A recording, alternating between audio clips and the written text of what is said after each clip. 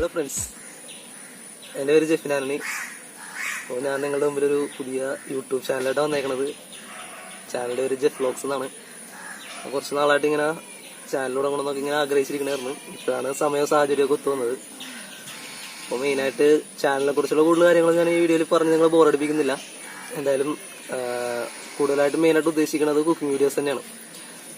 അപ്പോൾ ഞാനിന്ന് ചെയ്യാൻ ഉദ്ദേശിക്കുന്നത് നാടൻ ബീഫ് വരട്ടിയാണ്. അപ്പോൾ നമ്മളത് നേരെ നമുക്ക് വീഡിയോയിലേക്ക് പോകാം. നാടൻ ബീഫ് വരട്ടി ഉണ്ടാക്കാൻ നമ്മളൊരു 1/2 കിലോ ബീഫ് വാങ്ങി വെച്ചിട്ടുണ്ട്. 1/2 കിലോ ബീഫ് നന്നായിട്ട് കഴുകി വൃത്തിയാക്കി ചെറിയ കഷ്ണങ്ങളൊക്കെ മുറിച്ച് വെച്ചിട്ടുണ്ട്. ഇനി നമുക്ക് ആ ബീഫ് വരട്ടിയതിലേക്ക് വേണ്ട ഇൻഗ്രീഡിയൻസ് ഏതൊക്കെയാണ് നമുക്ക് നോക്കാം. അതിലേക്ക് ആദ്യം നമ്മൾ കുരുമുളക് തരിയായി പൊടിച്ചത് ഒരു ഏകദേശം 1.5 ടേബിൾ സ്പൂൺ എടുത്തിട്ടുണ്ട്. പിന്നെ അതുപോലെ മുളക് പൊടി 1/2 ടേബിൾ സ്പൂൺ, മല്ലിപ്പൊടി നമ്മളൊരു 1.5 ടേബിൾ സ്പൂൺ, ഒരു ഏലക്ക ചതച്ചത്, പിന്നെ അതുപോലെ മസാലപ്പൊടി ഒരു ടീസ്പൂൺ എടുത്തിട്ടുണ്ട്. പിന്നെ മഞ്ഞൾപ്പൊടി 1/2 ടീസ്പൂൺ എടുത്തിട്ടുണ്ട്. അതുപോലെ വലിയ ജീരകം പൊടിച്ചത് ഒരു 1/2 ടീസ്പൂൺ, പിന്നെ ആവശ്യത്തിന് ഉപ്പും. പിന്നെ അതുപോലെ 2 തണ്ട് വേപ്പിലയും ആവശ്യത്തിന് പുതിനയിലയും നമ്മൾ എടുത്തിട്ടുണ്ട്. നമ്മുടെ വീട്ടിൽ തന്നെ ഉണ്ടായതാണ്, അപ്പോൾ വീട്ടിൽ നിന്ന് തന്നെ നമ്മൾ എടുത്തതാണ്. ഇനി ഇത് കൂടാതെ നമുക്ക് 2 ടേബിൾ സ്പൂൺ വെളുത്തുള്ളി ഇഞ്ചി ചതച്ചത്, ഒരു 3 പച്ചമുളക്, 10 ഉള്ളി എടുത്തിട്ടുണ്ട്, ഒരു സവാള മീഡിയം സൈസ്, ഒരു വലിയ തക്കാളി. ഇത്രയും കാര്യങ്ങളാണ് നമുക്ക് ആവശ്യമായിട്ടുള്ളത്. ഇനി നമുക്ക് ഇതിലേക്ക് പൊടികൾ ചേർത്ത് കൊടുക്കാം. ഇറച്ചിയിലേക്ക് ആദ്യമേ നമ്മൾ മുളക് പൊടി 1/2 ടേബിൾ സ്പൂൺ എടുത്തായിരുന്നു, അത് ചേർത്ത് കൊടുക്കുന്നു. പിന്നെ ഒരു 1.5 ടേബിൾ സ്പൂണോളം മല്ലിപ്പൊടി നമ്മൾ ചേർത്ത് കൊടുക്കുന്നതാണ്.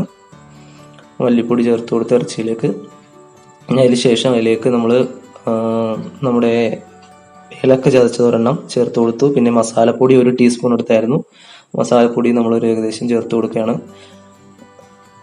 അതിനുശേഷം നമ്മുടെ മഞ്ഞൾപ്പൊടി 1/2 ടീസ്പൂൺ നമ്മൾ എടുത്തായിരുന്നു, ആ മഞ്ഞൾപ്പൊടിയും ചേർത്ത് കൊടുക്കുന്നതാണ്. മഞ്ഞൾപ്പൊടി ചേർത്ത് കൊടുത്ത് നമ്മൾ ഇനി അതിന് ശേഷം നമ്മൾ വലിയ ജീരകം പൊടിച്ചൊരു എടുത്തതിൻ്റെ പകുതി വലിയ ജീരകം പൊടിച്ചത് അതിൻ്റെ പകുതി നമ്മൾ ചേർത്ത് കൊടുത്തു. പിന്നെ അതുപോലെ തന്നെ കുരുമുളക് പൊടിച്ചത് നമ്മൾ എടുത്തതിൻ്റെ പകുതി ഓളം നമ്മൾ ഇതിലേക്ക് ചേർത്ത് കൊടുക്കുന്നതാണ്. പിന്നെ നമ്മുടെ ആവശ്യത്തിനുള്ള ഉപ്പ് നമ്മൾ എടുത്ത് വെച്ചിട്ടുണ്ട്.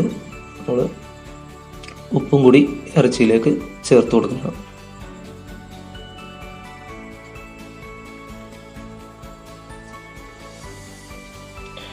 ഓക്കെ, ഇനി നമുക്ക് ഇതിലേക്ക് ചേർത്ത് കൊടുത്ത പൊടികളെല്ലാം നന്നായിട്ട് ഇറച്ചിയിൽ കുഴച്ച് ചേർത്ത് പിടിപ്പിക്കാം. നന്നായിട്ട് കുഴച്ചാൽ മാത്രമേ ഇറച്ചിയിലേക്ക് എല്ലാ പൊടികളും ചേർന്ന് പിടിക്കുകയുള്ളൂ. നന്നായിട്ട് ഇറച്ചിയിൽ പൊടികൾ ചേർന്ന് പിടിച്ചാലേ ഇറച്ചിക്ക് രുചി ഉണ്ടാവുള്ളൂ. കുഴച്ച് ചേർക്കുന്നത് ഒരു വലിയ കാര്യം തന്നെയാണ് ഇറച്ചിക്ക് രുചി ഉണ്ടാകുവാനായിട്ട്. അപ്പോൾ നന്നായിട്ടൊന്ന് കുഴച്ച് എല്ലാ ഇറച്ചിയിലും ആ പൊടികളെല്ലാം നന്നായിട്ടൊന്ന് പിടിക്കാനായിട്ട് നമുക്കൊന്ന് കുഴച്ച് കൊടുക്കാം. നമ്മൾ കുഴച്ച് റെഡിയാക്കി വെച്ചിട്ടുണ്ട്. അപ്പോൾ ഇറച്ചി നന്നായിട്ട് തന്നെ നമ്മൾ കുഴച്ചിട്ടുണ്ട്. ഇനി നമുക്ക് ഇതിലേക്ക് കുറച്ചും കൂടി ഇൻഗ്രീഡിയൻസ് ചേർക്കാനുണ്ട്. അപ്പോൾ നമ്മളിതിലേക്ക് തക്കാളിയും വെളുത്തുള്ളി ഇഞ്ചി ചതച്ച് കൊടുക്കാനുണ്ട്. അപ്പോൾ നമ്മളൊരു വലിയ തക്കാളിയാണ് എടുത്തത്. ആ വലിയ തക്കാളിയുടെ പകുതിയോളം നമ്മൾ ഇതിലേക്ക് ചേർത്ത് കൊടുക്കുന്നതാണ്.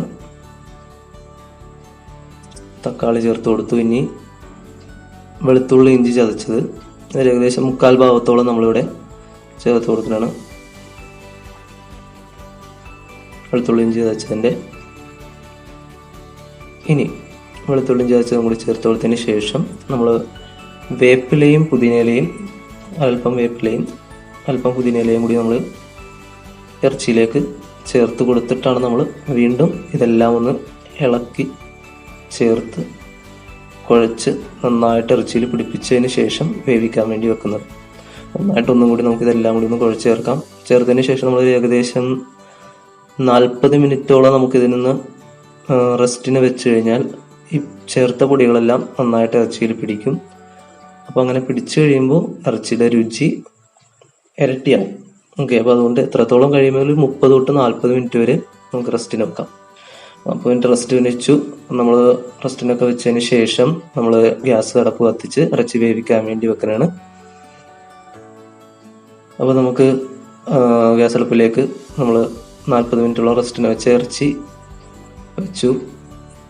ഇനി നമുക്കതിൻ്റെ ഒരു ഏകദേശം ഒരു വിസിൽ വരുന്നതിന് വരെ വേവിക്കാം. എന്നിട്ട് ഒരു 10 മിനിറ്റ് ലോ ഫ്ലെയിമിൽ വെച്ച് വേവിക്കുക. ഒരു വിസിൽ വന്നതിന് ശേഷം പിന്നെ വിസിൽ ലോ ഫ്ലെയിം ഓഫാക്കി വിസിലെല്ലാം പോകുന്നത് വരെ വെച്ചേക്കാം. ഗ്യാസ് പോകുന്നവരെ വെച്ചേക്കാം. ഇറച്ചിയുടെ വേവ് അനുസരിച്ച് നിങ്ങൾ വേവിച്ചെടുക്കുക. ഇനി അതിനുശേഷം നമുക്ക് ഇതിലേക്ക് ആവശ്യമായിട്ടുള്ള ഗ്രേവി തയ്യാറാക്കാനായിട്ട്, താളിപ്പ് തയ്യാറാക്കാനായിട്ട് നമുക്ക് ആവശ്യമായിട്ടുള്ള വെളിച്ചെണ്ണ, ആദ്യം കുറച്ച് ആട്ടിയ വെളിച്ചെണ്ണയാണ് വീടിൻ്റെ അടുത്ത് നിന്ന് മേടിച്ചതാണ്. നല്ല ആട്ടിയ വെളിച്ചെണ്ണ നമ്മൾ ചൂടായ പാനിലേക്ക് ഒഴിച്ചു കൊടുക്കുന്നതാണ്. നന്നായിട്ട് വെളിച്ചെണ്ണ നമുക്കൊന്ന് ചൂടായി വരണ, ചൂടായി കഴിയുമ്പോൾ നമുക്കതിലേക്ക് നമ്മുടെ വേപ്പില നമുക്ക് ചേർത്ത് കൊടുക്കാം. ചൂടായ വെളിച്ചെണ്ണയിലേക്ക് നമ്മുടെ വീട്ടിൽ തന്നെ ഉണ്ടായി നമ്മൾ പറിച്ചെടുത്ത നാടൻ വേപ്പില നമുക്ക് അല്പം ചേർത്ത് കൊടുക്കാം. ബാക്കി നമുക്ക് ഗാർണിഷ് ചെയ്യാൻ വേണ്ടി മാറ്റി വെച്ചിരിക്കുകയാണ്. അപ്പോൾ നമ്മൾ വേപ്പില ചേർത്ത് കൊടുത്തു. അതിൻ്റെ കുറച്ച് പുതിനയിലയും കൂടി നമുക്കിതിലേക്ക് ചേർത്ത് കൊടുക്കുന്നുണ്ട്. ഇനി നമുക്കിതൊന്ന് ഇളക്കി കൊടുക്കാം. അതിനുശേഷം നമുക്കതിലേക്ക് സവാളയും ഉള്ളിയും കൂടി ചേർക്കേണ്ടത്. സവാളയും ഉള്ളിയും കൂടി നമ്മൾ ചേർത്ത് കൊടുക്കുന്നതാണ്. നമ്മൾ ഒരു മീഡിയം സൈസ് സവാള എടുത്തിട്ടുണ്ടായിരുന്നു. ആ സവാള ചെറുതായി അരിഞ്ഞത്, നീളത്തിലരിഞ്ഞ സവാളയും പിന്നെ അതുപോലെ തന്നെ ഒരു 10 ഉള്ളി, ചെറിയ ഉള്ളി നമ്മൾ എടുത്തിരുന്നു. ആ ചെറിയ ഉള്ളിയും ചെറുതായി അരിഞ്ഞത് നമ്മളിതിലേക്ക് ചേർത്ത് കൊടുക്കുന്നതാണ്. എന്നിട്ട് ഈ സവാളയും ഉള്ളി നന്നായിട്ടൊന്ന് വഴണ്ട് വരാൻ വേണ്ടി നമ്മൾ വെയിറ്റ് ചെയ്യണം. അപ്പോൾ നന്നായിട്ടൊന്ന് ഇളക്കി ഒരു മീഡിയം ഫ്ലെയിമിലൊക്കെ വെച്ച്, പാൻ ആയതുകൊണ്ട് അടുക്കി പിടിക്കില്ല, അതുകൊണ്ട് തന്നെ നമ്മളൊരു മീഡിയം ഫ്ലെയിമിലൊക്കെ വെച്ച് നമുക്കൊന്ന് വഴറ്റിയെടുക്കാം. നന്നായിട്ടൊന്ന് വഴറ്റിയെടുക്കാനായിട്ട് നമുക്ക് നന്നായിട്ട് ഇളക്കി കൊടുക്കാം. കുറച്ച് സമയം നമുക്കൊന്ന് വെയിറ്റ് ചെയ്യാം, സവാളയും ഉള്ളിയും എല്ലാം ഒന്ന് വഴണ്ടി വരാൻ.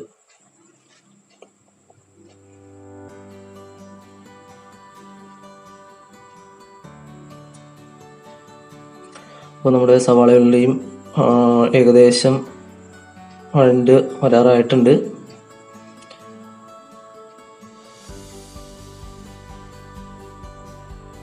ഫ്ലെയിം അധികം വെക്കാതെ തന്നെ നമ്മൾ വഴറ്റിയെടുക്കാനായിട്ട് ശ്രദ്ധിക്കുക.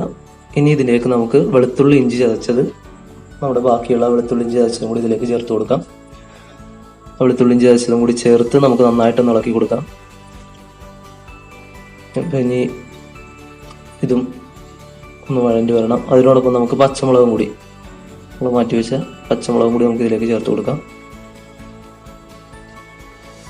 3 പച്ചമുളക്, ഒരു മീഡിയം സൈസ് പച്ചമുളക് എടുത്തിട്ടുണ്ട്. ഇത് ഇത്തിരി വലുതാണ് എടുത്തിരിക്കുന്നത്. നമുക്ക് ഒരു 3 മീഡിയം സൈസ് പച്ചമുളക് മതിയാവും.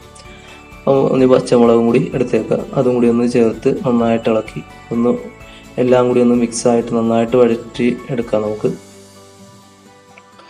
നന്നായിട്ടൊന്ന് വഴറ്റി വരുന്നവരെ നമുക്കൊന്ന് വെയിറ്റ് ചെയ്യാം.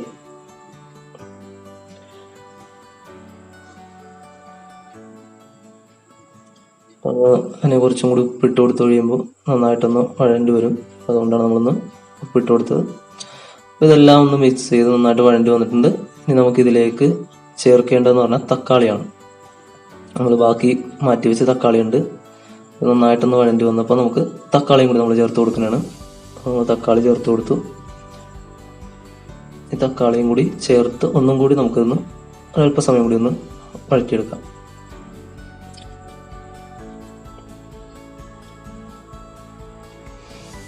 തക്കാളിയും കൂടി അങ്ങോട്ട് ചേർത്ത് എല്ലാം ഒന്ന് മിക്സായി റെഡിയായി വരുമ്പോൾ നമ്മുടെ കുക്കറിൽ നമ്മുടെ ഇറച്ചി റെഡിയായി വരും. എല്ലാം ഒന്ന് നന്നായിട്ട് വഴണ്ടി വന്നിട്ടുണ്ട്. തക്കാളിയും സവാളയും ഉള്ളിയും പച്ചമുളകും വേപ്പിലയും എല്ലാം കൂടി ചേർത്ത് വഴണ്ടി വന്നിട്ടുണ്ട്. അപ്പോൾ നമ്മുടെ ഇറച്ചി ഓൾമോസ്റ്റ് അവിടെ റെഡി ആയിട്ടിരിക്കുന്നുണ്ട്. 10 മിനിറ്റ് വെച്ച് അതിനുശേഷം ഗ്യാസ് പോകുന്നവരെ അവിടെ ഫ്ലെയിം ഓഫ് ആക്കി വെച്ചിരിക്കുകയായിരുന്നു. അങ്ങനെയാണ് നമ്മൾ വേവിച്ചെടുക്കുക. നമ്മുടെ ഇറച്ചിയുടെ വേവ് അനുസരിച്ച് ചെയ്തെടുക്കുക. ഇനി അതിന് ശേഷം നമ്മൾ കുക്കറിലുള്ള ഇറച്ചി നമ്മൾ ഇതിലേക്ക് നമ്മുടെ പാനിലേക്ക് മാറ്റണതാണ്. ഇറച്ചി മാത്രം നമുക്ക് ആദ്യം മാറ്റിയെടുക്കാം. അതിന് ശേഷം നമുക്ക് വെള്ളം ഒഴിക്കാം. ആദ്യം നമ്മൾ ഇറച്ചി ഒന്ന് മാറ്റിയെടുത്തിട്ട് ആ ഗ്രേവി നമ്മൾ ആദ്യം ഉണ്ടാക്കി വെച്ചിട്ടുള്ള ആ ഒരു ഗ്രേവി എല്ലാം കൂടി ഒന്ന് ചേർത്ത് പിടിപ്പിക്കാം. ഇറച്ചിയിലേക്ക് ഇളക്കി ചേർത്തൊന്ന് പിടിപ്പിച്ചതിന് ശേഷം നമുക്ക് ഇറച്ചി വേവിച്ച ആ വെള്ളം കൂടി ഇതിലേക്ക് ചേർത്ത് കൊടുക്കാവുന്നതാണ്. അപ്പോൾ നമ്മൾ ആദ്യം ഒന്ന് ഇളക്കി കൊടുക്കാം നന്നായിട്ട്, ഇറച്ചിയിൽ ആ ഗ്രേവിയൊക്കെ ഒന്ന് പിടിക്കാം. അതിനുശേഷം നമ്മൾ ഇറച്ചി വേവിച്ച ആ വെള്ളവും കൂടി നമ്മൾ ഇതിലേക്ക് ചേർത്ത് കൊടുക്കുന്നതാണ്. നന്നായിട്ട് എല്ലാം കൂടി ഒന്ന് നന്നായിട്ടൊന്നും കൂടി വീണ്ടും ഇളക്കി കൊടുത്തതിന് ശേഷം ഒരല്പസമയം ഒന്ന് വന്ന് ഇറച്ചി എല്ലാം ഒന്നും പിടിക്കാൻ വേണ്ടി നമുക്കൊന്ന് മസാലയൊക്കെ നന്നായിട്ട് പിടിച്ച് നല്ല രുചിയുള്ള ഇറച്ചി വരാൻ വേണ്ടി നമുക്ക് കുറച്ച് സമയം കൂട്ടി വെക്കാം. ഈ സമയത്ത് നമ്മൾ ഇടയ്ക്ക് ഒന്ന് വെള്ളമൊക്കെ ഒന്നൊരു ഏകദേശം കുറച്ച് കുരുമുളക് പൊടി, നമ്മൾ ബാക്കി വെച്ച കുരുമുളക് പൊടിയും ജീരകപ്പൊടിയും ചേർക്കുന്നുണ്ട്. നമ്മളത് വീഡിയോയിൽ എടുത്തിട്ടില്ല. അപ്പോൾ അതിനും കൂടി ചേർത്തതിന് ശേഷം വെള്ളം ഒന്ന് വറ്റിയപ്പോൾ നമ്മളത് എടുത്തു. അവസാനം നമ്മൾ വേപ്പിലയും പുതിനയിലിട്ട് ഗാർണിഷ് ചെയ്ത് നമ്മുടെ കിടിലൻ ഇറച്ചി ബീഫ് വരട്ടിയത്, നാടൻ ബീഫ് വരട്ടി റെഡി ആയിട്ടുണ്ട്. സൂപ്പർ ടേസ്റ്റ് ആയിരുന്നു. എല്ലാവരും ട്രൈ ചെയ്യണം. വീട്ടിൽ സിമ്പിളായിട്ട് നിങ്ങൾക്ക് ഉണ്ടാക്കിയെടുക്കാവുന്നതാണ്. ഫ്രണ്ട്സ്, എല്ലാവർക്കും ഇപ്പോൾ എൻ്റെ നാടൻ ബീഫ് വരട്ടി ഇഷ്ടമായെന്ന് വിശ്വസിക്കുന്നു. എല്ലാവരും ഒന്ന് വീട്ടിൽ ട്രൈ ചെയ്ത് നോക്കുക. അപ്പോൾ വീഡിയോ ഇഷ്ടമായെങ്കിൽ എല്ലാവരും എൻ്റെ ചാനലൊന്ന് സബ്സ്ക്രൈബ് ചെയ്യുക, ലൈക്ക് ചെയ്യുക, ഷെയർ ചെയ്യുക. നിങ്ങളുടെ സപ്പോർട്ടാണ് ചാനലിനെ മുന്നോട്ട് കൊണ്ടുപോകുന്നത്. അപ്പോൾ തീർച്ചയായിട്ടും നിങ്ങളുടെ അഭിപ്രായങ്ങൾ എന്നെ അറിയിക്കുക. അതനുസരിച്ച് കൂടുതൽ മെച്ചപ്പെട്ട രീതിയിൽ നമുക്ക് ഈ ചാനൽ മുന്നോട്ട് കൊണ്ടുപോകാൻ പരിശ്രമിക്കാവുന്നതാണ്. അപ്പോൾ അടുത്ത വീഡിയോ കാണുന്നവരെല്ലാവർക്കും സുലാം.